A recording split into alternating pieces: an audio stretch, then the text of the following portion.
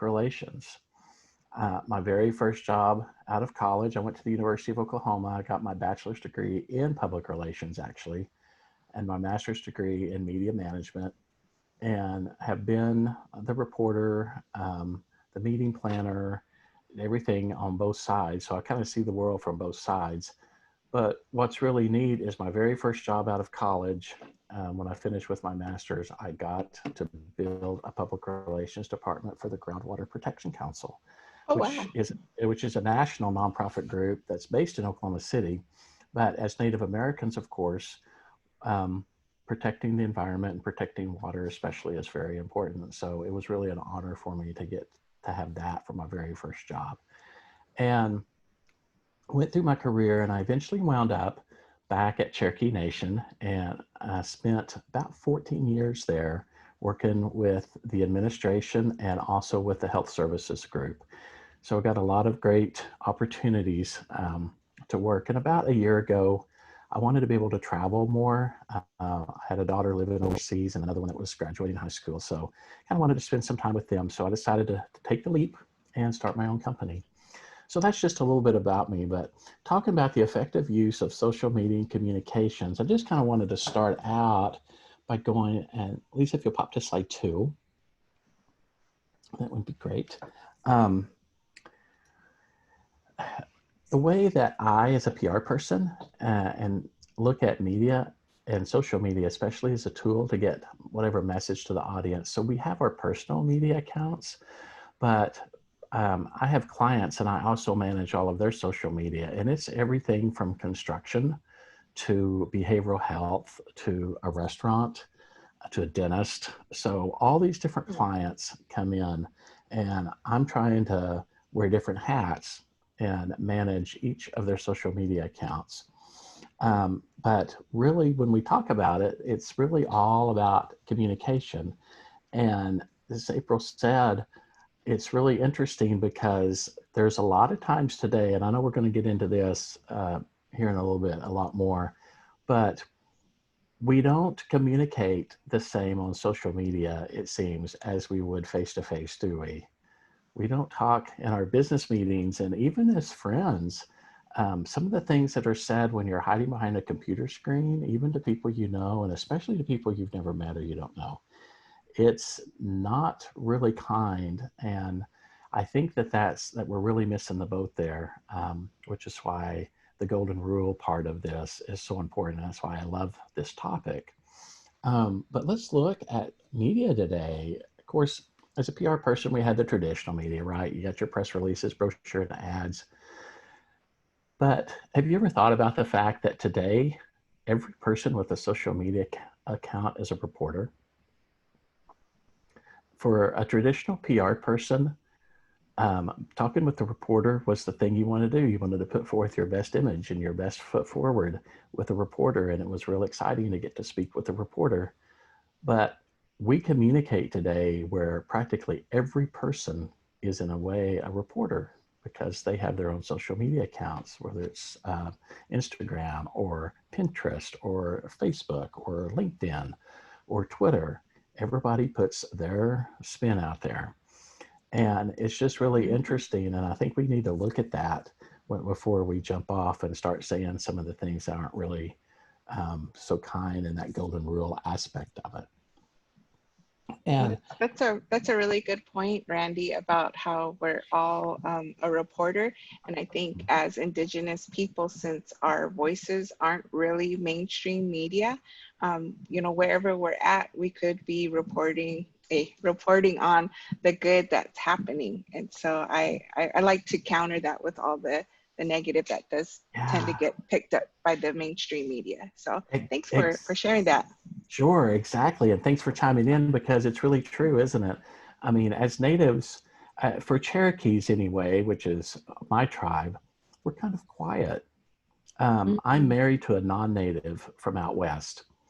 And it was very interesting while we were in the dating process with working with her and getting to know her family, because they really didn't at times know how to take me, because as natives, we're very thoughtful, aren't we? We don't respond a lot of times on a whim. and something would be said and I would have to process it and contemplate on it and think it through and think about it, you know. And sometimes it drives, and I've seen this in business when I've worked in different places too with non-natives, it drives them crazy because they'll want something, but I have to kind of think about it before I just jump in and start answering, because that's just our culture, isn't it? That's just who we are. That's just how we are.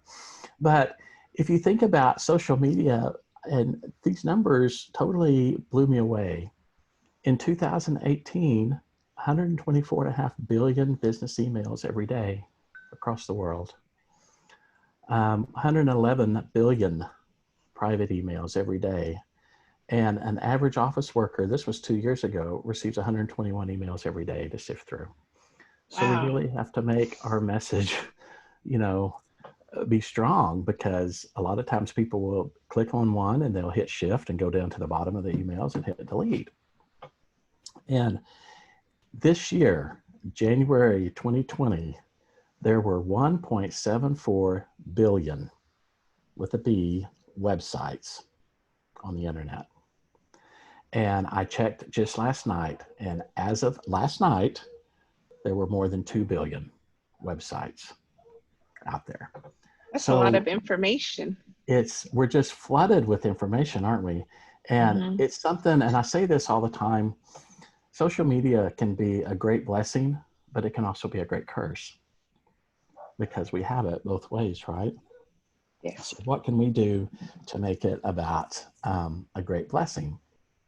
So let's look at, I talked about the big three. So let's start out with Facebook. In 2018, there were 2.3 billion active Facebook users every month.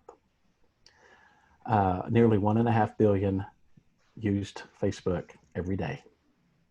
68% of American adults, so is that our target audience, they look at Facebook several times a day. This one, I just couldn't even fathom. 4 million likes per minute on average. Oh. Across the world. 100 million hours of video is watched every day just on Facebook. And 60 million businesses have pages on Facebook. So as a PR person, I'm managing my clients. How do I shift and sift everything through to get my clients looked at out of that 60 million? It's tough. The next one, I think, is Twitter. 145 million daily users of Twitter. This was last year in 2019. 49 million Americans. 22% are US adults. 44% in the US are youth ages 18 to 24. People spend 26% more time with ads on Twitter than they do on other platforms like LinkedIn and Facebook. I didn't know that. Twitter users actually watch around the world 2 billion videos a day on average. So even those little short blurbs that you see pop up, 2 billion of them are watched every day. And one of the things we learned is that tweets with hashtags get 100% more engagement than just responses and common tweets. Then let's kind of go to one of the newer ones, which isn't really so new anymore, which is LinkedIn. If you pop to that next slide, I think should be able to. There we go. So this is 2020. 660 million users in 200 countries around the world use LinkedIn. Breakdown, just for interesting stats, 57% male, 43% female, 37% between 30 and 49. Half of all US adults that have a college degree now use LinkedIn. 15% of all LinkedIn users are senior level managers and influencers. And again, LinkedIn, not as many as Facebook and Twitter, but 30 million companies are listed. And it's the second most popular social media platform for business to business marketers now. So I just kind of wanted to throw some stats out there for you. This is just a little quick slide about LinkedIn itself, which I thought was interesting. And One of the ones that really got me was that bottom one on the right.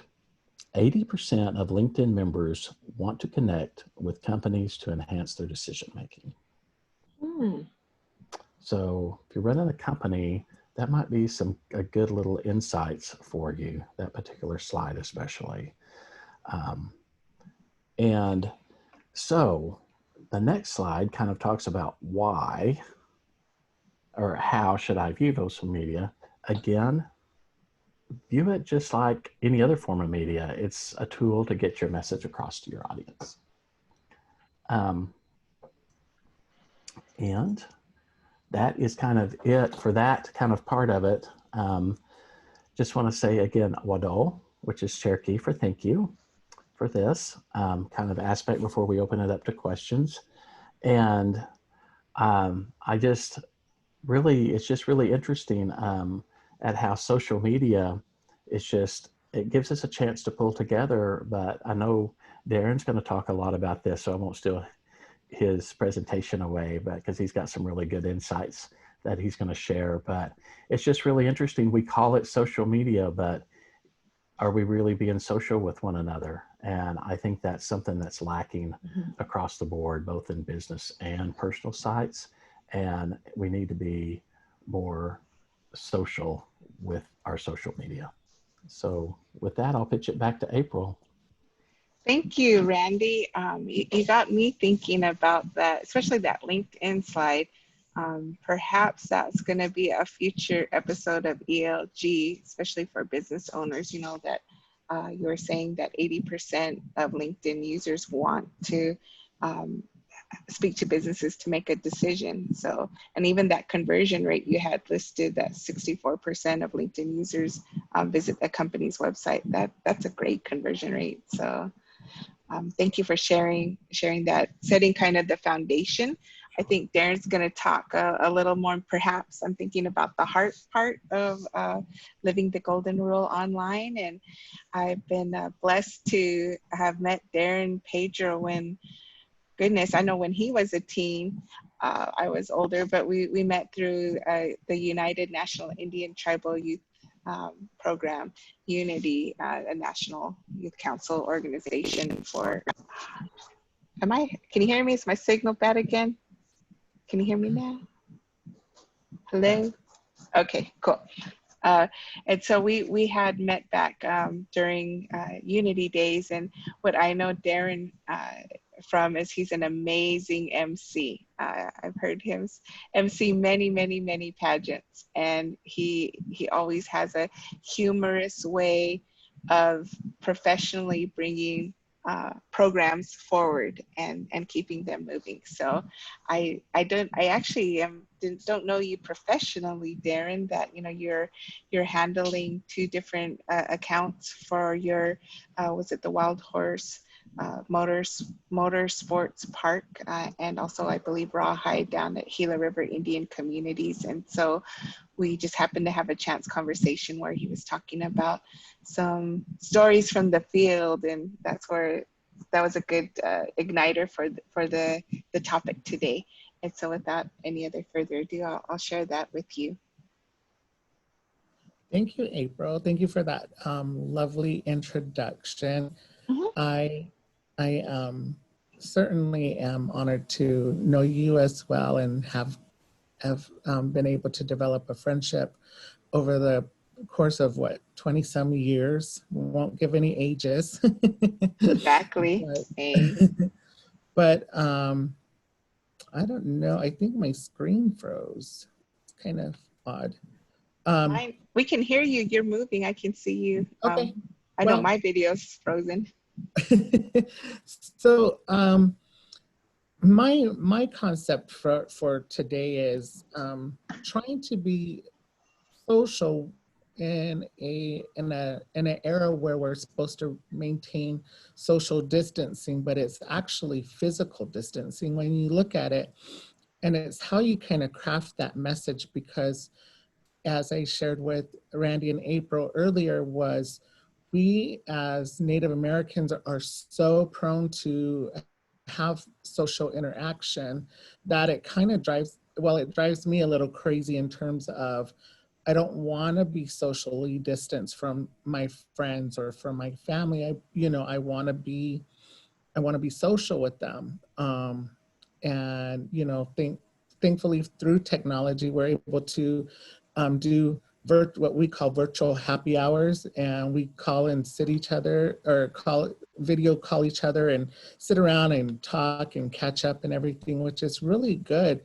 But when you come to it from a social media standpoint, and Randy touched on it, was, people aren't so kind.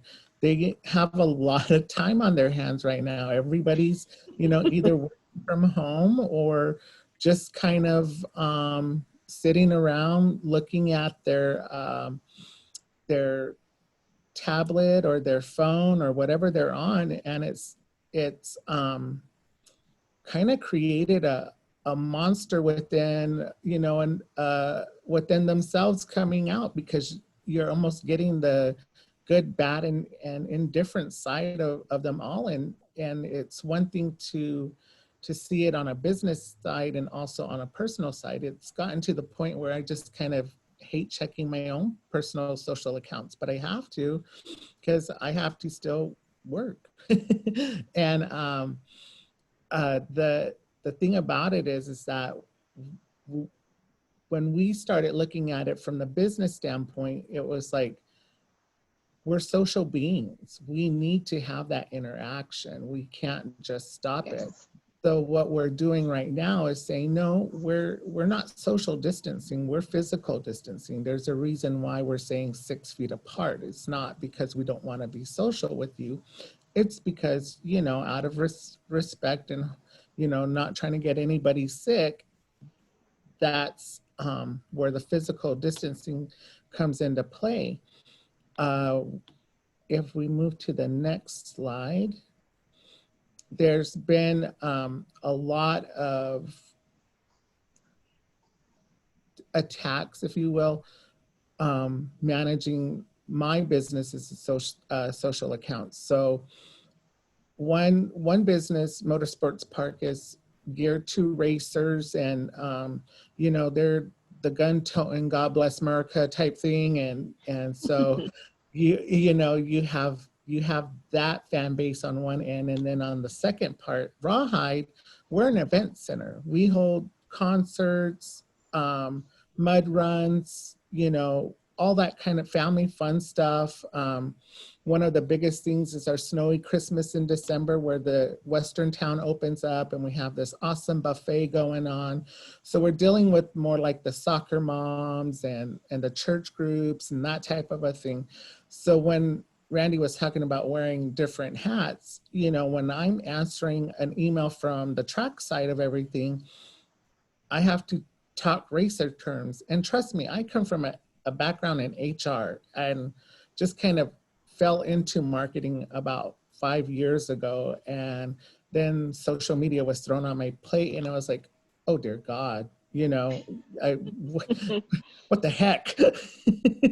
And, I didn't know what a slick was. And I was like, no, it's not slick outside. Like, what? I had no idea it was referring to a tire. Like, who? Okay, so I had to learn to speak racer. Then, switching over to Rawhide side, you have to do the whole feel-good soccer mom type response, like, well, we're so sorry you had the worst experience ever. However, we will do this for you. And that's one of the things that I've seen, is that in today's society, we're so empowered to hide behind a device of some sort in order to convey what we want to say, versus actually having that face-to-face conversation.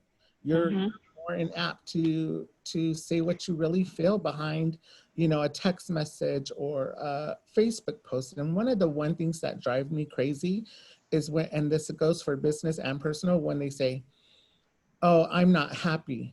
Well, the heck, finish your sentence, like complete your thought.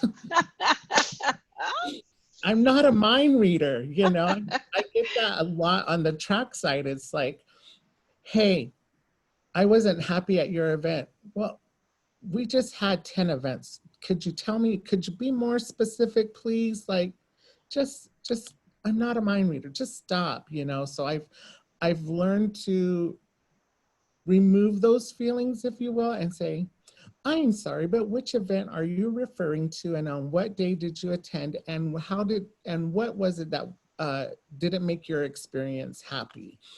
And so I've had to go to that always on, if you will. And as we all know, social media doesn't stop. I mean, I woke up to like 5 inbox messages on our track side of stuff. I manage all of our email accounts. And so I wake up to anywhere from 30 to 40 emails that I have to respond to. And my office says, why don't you come in until 9 o'clock? Because I'm working like the moment I get up. And sometimes I don't get to bed till 10, 11 o'clock at night because I'm still responding to questions or comments left on our Facebook accounts. And fortunately, I've had friends and family who now understand my job. And they're like, are you working? Yes. You know, unfortunately, I'm always on. Yes. And, but it's also been one of those things, you know, working for my community on the entity side of everything. Both the Motorsports Park and Rawhide are part of the Gila River Indian community. I do sometimes take personal offense when we get those derogatory comments or messages put at us. And that's when it's kind of like, okay, buddy, you don't realize you're dealing with a tribal member, one. Number two, your Facebook account is public. I can track you down if I want to. No, I'm just depending on the statement. No, I'm just kidding. But it's one of those things where, you know, I've had to learn to put those personal feelings aside and deal with the bigotry, the racism, the criticism of, you know, calling my tribe, you know, fat and lazy and ugly or whatever. And it's like, first of all, you don't know me, I look good. So beauty is in the eye of the beholder, sweetheart.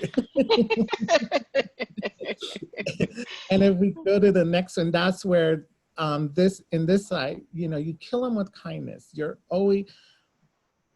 I'm always constantly trying to spin it to where it's like, okay, I recognize what you're saying. I thank you. Thank you for taking the time for reaching out to us. Just reinforcing that whole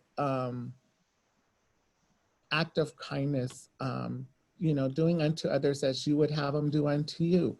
You know, I know for myself, if I've ever needed to reach out to a business and shared, you know, hey, that wasn't a pleasant experience, you know, I'm thankful that they took that time. Fortunately, when it comes to my racers, I'm able to close it off with, you know, God bless you and God bless America, and they stop right there, because that's who my audience is. I've had to learn to craft my mindset to think how they think, even though like I sometimes don't fully understand the whole racing terms. But when it comes to Rawhide side, because I'm dealing with more the family unit and the church groups and that type of a thing, it's more easy just to be like, well, thank you, you know, and we'll make sure we get back to you, and or whatever it is, whatever the case may be. Here's a buffet gift card on us, or, you know, that type of a thing. But, you know, also the one thing I have learned is that people will do anything to try to get get something for free. And it's also one of those like, well, I'm sorry you had a bad experience at this race. Hopefully in the near future, you will come back to a different race, and you know what, we'll give you a free ticket to that event. And there's been a couple of people who, you know, try to take advantage of it. And it's gotten to the point where I just finally told this one couple, because it's like every time they came to one of our Friday night drag races, I just said, well, you might want to rethink about visiting a different track and and see how they run their race. Because it's like, no, I'm not going to give you like comp you another $15 ticket into our race. Like, come on now, like you can't be having that bad of a time every time you come see us. Like, so it's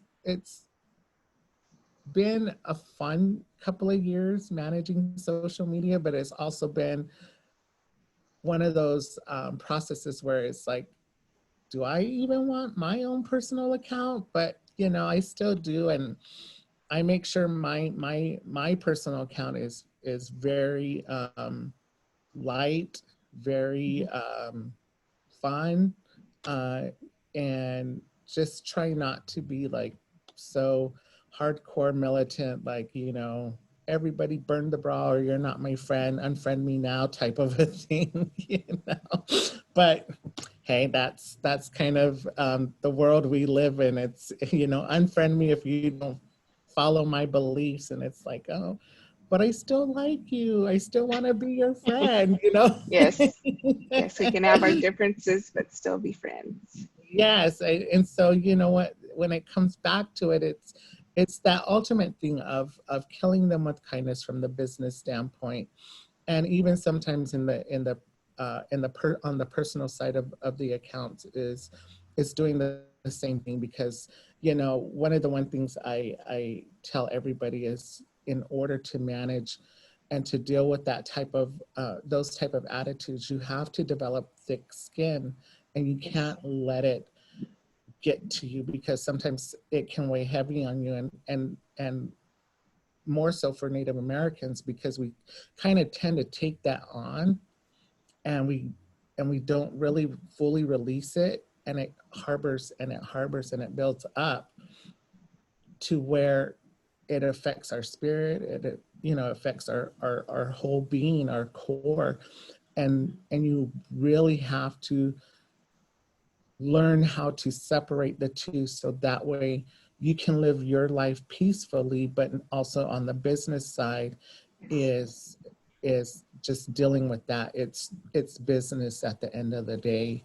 And you know, I tell it, because some people are like, how do you do this? So, you know, I'm enrolled with the Gila River Indian community. I'm part Cherokee, so I'm a Pima-Kee. Ah, And then I have like, cousins, you and Randy. Hey. yeah, I have like that much white in me. And so I tell everybody, oh, that's my white side coming out, shoot. But yeah, so you know, I can't wait to get into the Q&A of everything, but that's kind of where I'm coming from today in this whole presentation. Thank you, everybody, for letting me listening to me.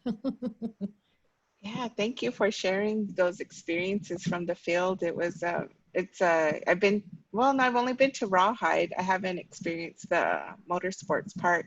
I'm just kidding.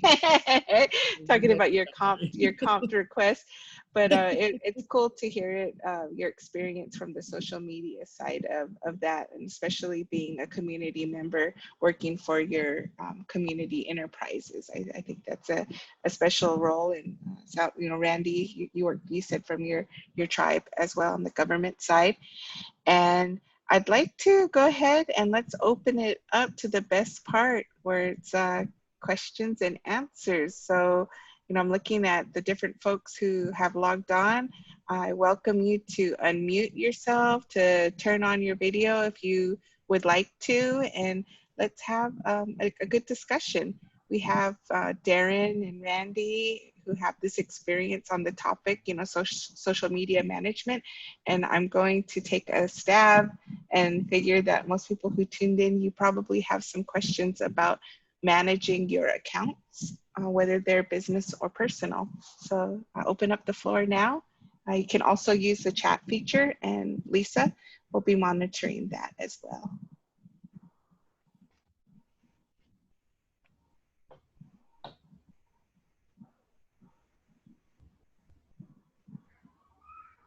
So I'm gonna raise my hand since my mask is on, so you can't see my mouth move. Hi, Bridget. How are you, April? Blessed. Glad to be here. Glad you're here. What's your burning question? So I think sometimes some of the challenging or times where you have to stop and think, particularly when you're doing your businesses, right, or your agency's social media, is at what point do you just leave certain comment, right? There's some comments where like, I'm not even going there. Let it sit. Other people will comment, or it's stupid enough that people get it, right? But still there's like you were saying, Darren, sometimes it's like, oh my gosh, seriously at this? And it's like, okay, do you leave something alone, or do you try and provide a little direction in some things, or can you tell by the post that no matter what you say, the person is just going to go off, right? And you can kind of tell some of that. But I think some of that hardest is you don't want to be seen as not responding, but some things just really aren't worth it. Yeah, and like fortunately for me, my racers, if there's, I'll just be frank with this group, if there's a stupid comment, the race fans are quick to chime in and be like, really, are you being that stupid right now, and that type of a thing. And so it's kind of monitoring those. But if I've noticed after like maybe 10 or 15 minutes, I'll send them a private message and be like, and because sometimes it's not worth adding fuel to the fire. There's been moments where I've shot screenshots over to my boss, like, I'm not dealing with this. This is dumb. And he, we'll both be in agreement, like, we'll just leave it alone. Because, again, it goes back to, are you really, oh, good Lord, God bless you with beauty, but no brains. Okay, I get it. So definitely, yeah, you can, I don't know for Randy, but I know for me, there's moments where I just leave comments alone and don't even reply, or just let them unfold with other people and see how that goes. There are times that I've seen that too. And just like Darren said, sometimes if you just kind of hold back and don't jump right in, other people on the page will start defending you. And I've had that happen before. And if they're really bad comments, I'll, now if they're obscene or something, of course we delete them. But if they're something that kind of like, and I really appreciated what Darren said on this one too, was, send them a post on there, hey, send me a private message and explain to me exactly what happened. That way you're keeping it off of the main post that everybody's seeing, and you're showing that you're going to work with them, but you're not airing it. And what's really interesting though, and I just wanted to throw this in real quick.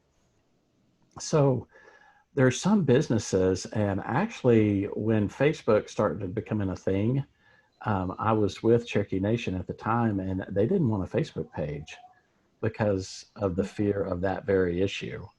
They were too afraid that, there would be bad things happen and say, that people would say bad things about the tribe. But here was one thing that I pointed out was, if people are going to say bad things, they're already saying them. But now and you can address them and get the information out there. And so sometimes we have to look at it as it's kind of hard for somebody to say something, or it's kind of hard for us to hear what we don't want to hear, but it gives us the opportunity to respond. So there's some people, like you said, Bridget, you're just not going to make them happy. It doesn't matter. You could offer them the world. I had to kind of smile whenever Darren said the story about the couple that kept wanting the free tickets every week because they just weren't happy. Sometimes you just have to say enough, and maybe this just isn't the right place for you.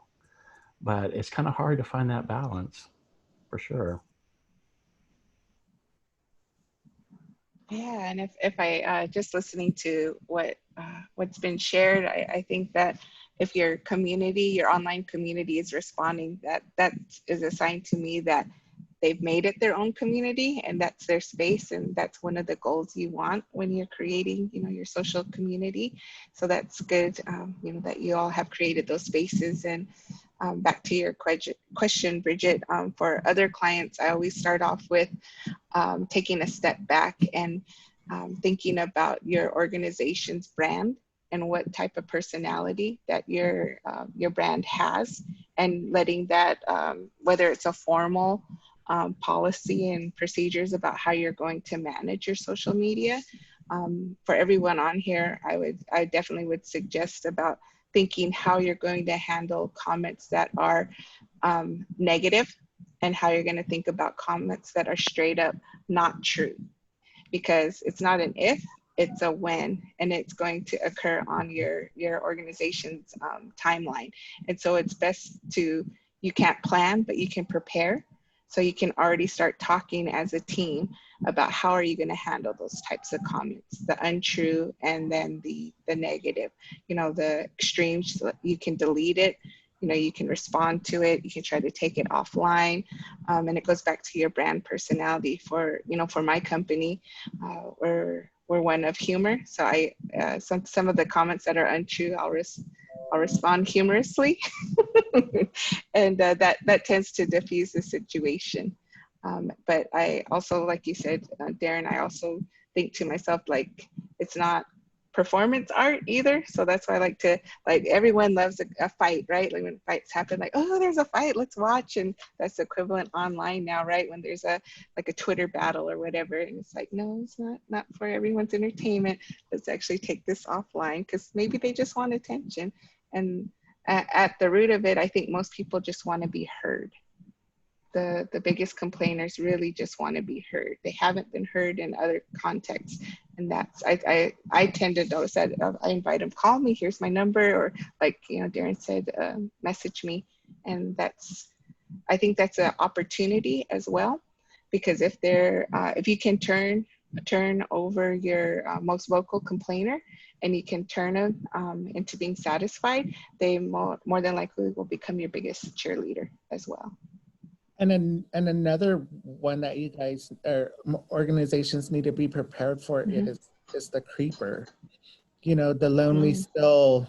I've gotten so many inboxes of, hey babe, are you awake? And like, it's 1:30 in the morning. Are you know? Like, oh no.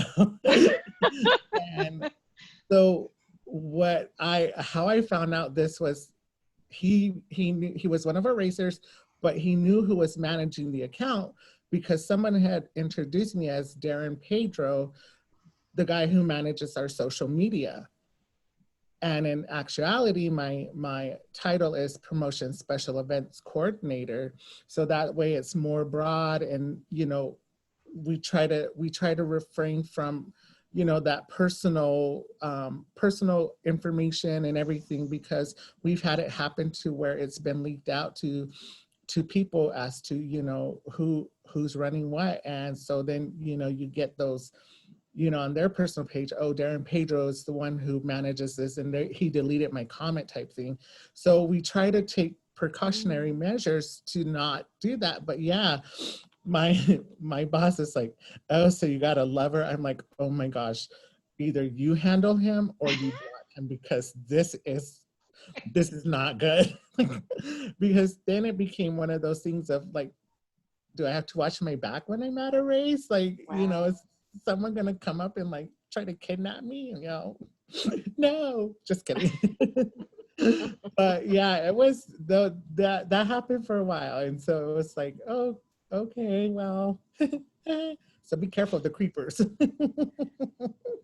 Well, thank you for sharing that. Have not had that experience, and now I'm aware that's part of the preparation. I'll add that as well. Thank you, Bridget. I just had a question, like going and following Darren's response. Like, so how do you handle, like, if somebody's like really just doesn't get the point that their comments are like too negative and they won't stop? So when do you draw that line of like blocking them from your social media? For us, it is when it becomes a repetitive conversation, and no matter how you try to diffuse the thing, the conversation, and it continues. And what I've experienced 99% of the time, it gets derogatory to where they, you know, are either putting down the staff or putting down the community. One guy blatantly put on one of our posts, you bunch of drunk, fat, lazy Indians don't know how to run a racetrack, you know? And it was just like, I'm not having that. I'm sorry, but you know, this isn't 1950s anymore. You know, we're a progressive tribe. We're a leader among leaders when it comes to what kind of business we do. And it's like, no, I'm not having this. And I screenshot it over to my boss, and he was like, get rid of him. You know, just end it. And so we blocked that person. And he actually went to our website and emailed us, not knowing that I managed that email account as well. And, you know, basically said the same thing, but it was one of those things like, we don't have to respond at this point because, you know, you're just wanting to fight. And so just, you know, just stop. But for us, it's when it gets derogatory or very slanderous towards the community, that's where we as a business draw the line. Okay. Thank you for that. Thank you. And are there more questions from the group? Just go ahead and unmute yourself or start chatting. So I have another question, but I don't want to take up time if someone else has one. Go ahead, Bridget.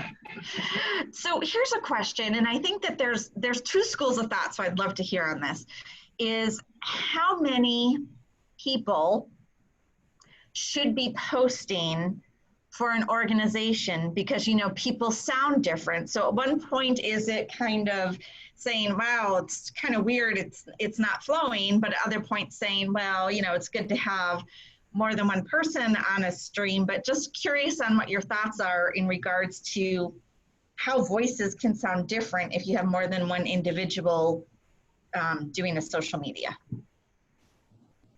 Randy? Sure. So from ours, we kind of limit it to 2, no more than 3. It can't just be one person, because what if that person's traveling and they can't get the message? And we try to respond. I loved what was said a few minutes ago. We're never away. We're constantly working. And I mean, I have answered questions Sunday morning, Saturday night, you know, wake up in the middle of the night, go get a drink of water and check my phone, and there'll be a question somewhere. Goodness, you know. I do that too. I'm always checking my phone in the middle of the night. It's a bad habit, but yeah. So we try to keep it with, so like for us, we try to keep one person at the business, and then 2 of us, like me and one of the other staff members, whoever's handling that account, will have access to answer those. And usually we kind of make an agreement with the business, kind of a, not in contractual form, but more like, you know, we'll kind of monitor this for you. And if there's something that we don't feel like we can answer, we will forward it to you, and we'll make sure you know it. So like for our dentist, for example, that happens a lot. Somebody will email or question or make a comment about, you know, a dental procedure, or I've got a tooth emergency or something. And usually what we'll reply back is, thank you for letting us know. We will get this over to Dr. Smith right away. And then I will email the contact at the dentist office, who happens to be his wife. And I'll say, hey, there's a Facebook post. This is what it says. You know, you might want to go check it out. And if it's something we know the answer to, we'll go ahead and answer it. But when it comes to medical things, especially, we don't even go there. We let the dentist take care of that and his staff. Yeah, we only have 2 people. So I'm the primary, my boss is second. Should we need a 3rd person, which is very rare, it's our assistant GM. But there's a total of 3, but me primary. Like I took last weekend off for my birthday, and I was like, if I answer one post, one email, I want my time back. And so my boss is like, don't worry, I'll jump in, I'll manage it, which was awesome, because then I actually had a free weekend, that something I haven't had in, I don't know how long. And it was nice to breathe and just be like, okay, I don't have to answer this, ha ha. But yeah, we try to keep it at a minimum of just 3 people. Belated birthday, by the way. Oh, thank you. Yeah, and if I could just add on to that too, Bridget, I would say that goes back to the with the, yes, for the number of people, and I'd agree with Randy, like no more than 3. And as that group, going back to the policies and procedures for your social media management, within it, it should say, or even amongst the folks who are doing it, is have that agreement of what's authentic to the brand. So if you were to say your organization was a person, you know, do you speak conversationally or is it formal?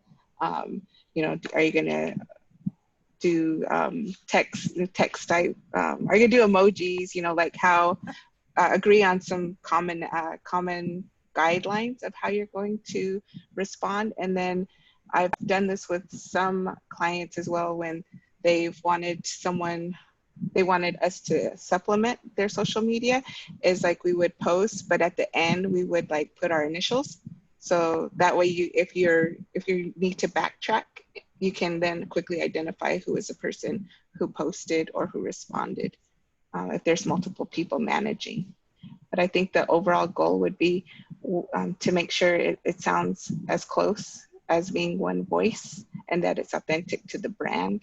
And the other thing that with multiple people, things can fall through the cracks. So just like Darren and Randy were saying, with social, it would be good to have scheduling too, to make sure that there's no lapses of coverage. So that was a good question.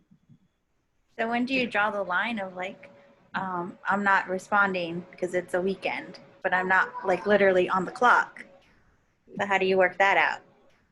I'm salaried, so I don't have a choice. Oh, okay. I guess that's the bridge, huh?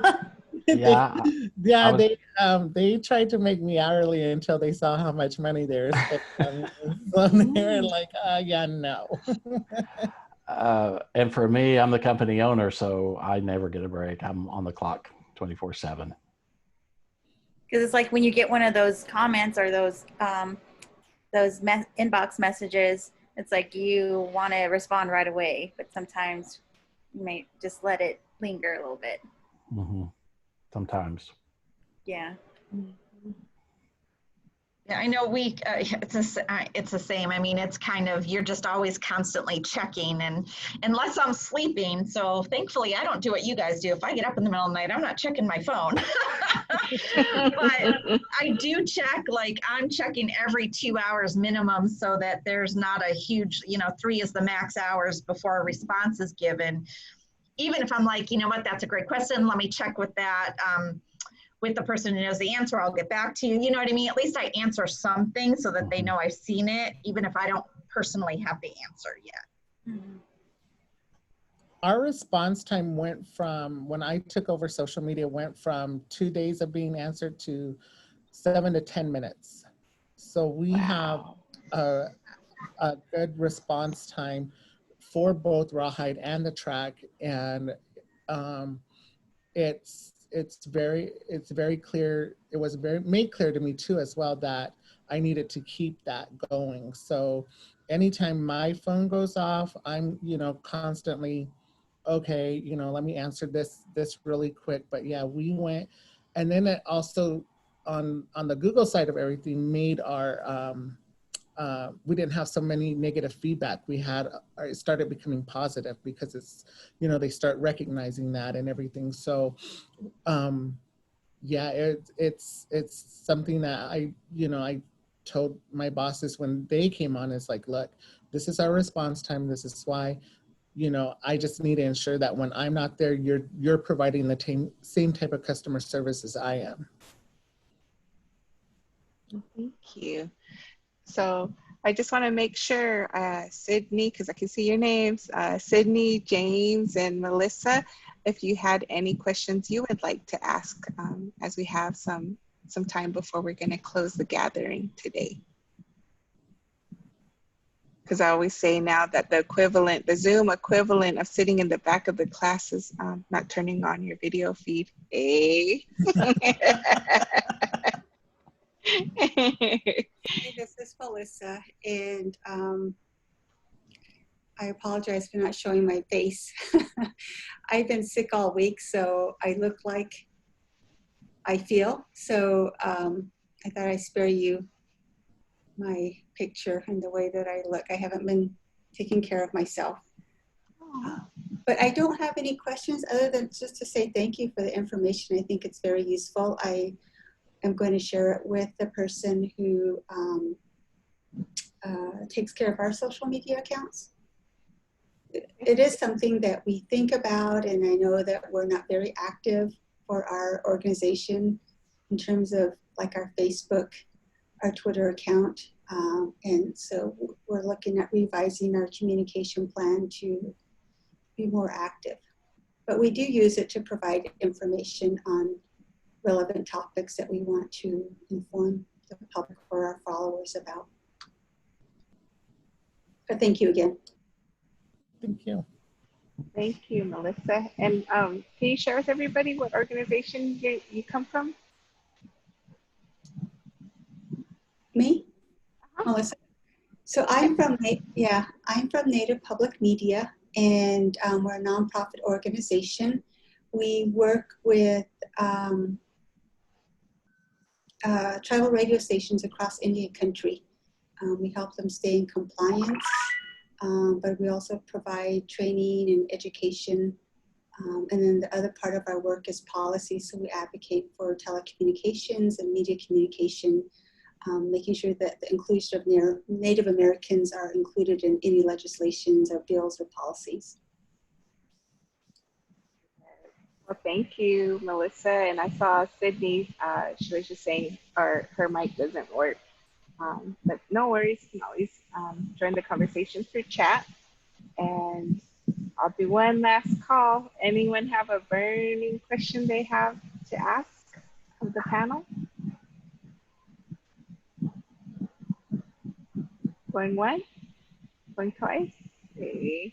Well, I wanted to first say thank you, Darren and Randy, for sharing your experiences. This is a really amazing conversation that we've had, and definitely want to say thank you to Bridget as well. Since I know you're from the Phoenix Indian Center, I'll just say that it was nice to have someone from the, an urban center to ask questions. And it's not a easy position, I think, because you have like that third wall type of thing. We're online, but you're still trying to connect with people and have that communication and be engaging, create community. And I appreciate the tips that have been shared here. And with that being said, we have, with Eat, Learn, and Grow, our 17th episode will be the, if you want to mark your calendars now, we're doing the third Fridays of the month. So this next session will be September 18th. And I am thinking that it may be on LinkedIn and how we can ignite those connections on LinkedIn. So your slide intrigued me, Randy. I might ask if I can use that to kick it off, to ignite the session. Hey. And with that, everybody, enjoy your Fridays, be safe and be kind and gentle to ourselves and to others, right? I guess we can apply the golden rule in real life as well. So thank you again, Randy, Darren, and of course, Lisa. And with that, you all have a good one. Thank you. Thank you. Mm-hmm.